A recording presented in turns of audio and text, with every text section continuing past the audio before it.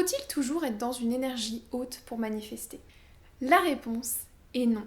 Tu n'as pas besoin d'être dans ta meilleure forme pour manifester. T'as pas besoin d'être dans l'hyper-gratitude et t'as pas besoin d'être tout le temps dans une énergie haute pour manifester.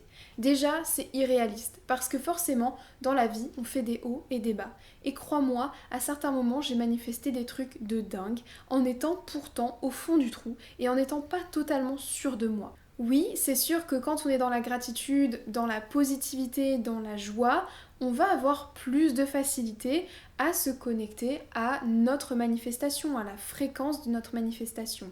Mais ça ne veut pas dire que quand on n'est pas sur des hautes fréquences, on ne peut plus manifester.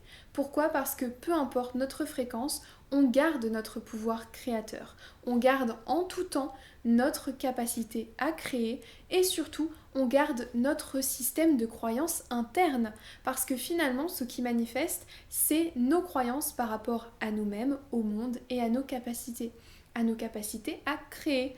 Donc finalement, si tu es persuadé que manifester c'est ultra facile, que c'est fluide, que ta manifestation elle va arriver rapidement, facilement et que tu en es capable, que tu es capable de gérer la manifestation, que tu es capable de l'attirer à toi, mais aussi que tu le mérites et que tu vas y arriver, eh bien forcément, même dans les jours un peu down, ton système de croyances, il ne va pas changer. Tu vas garder ces croyances en toi et donc elles vont continuer de manifester en mode pilote automatique, en mode par défaut. Et donc tu n'auras pas forcément besoin d'être toujours sur des hautes énergies, sur des hautes fréquences pour pouvoir attirer à toi ta vie de rêve.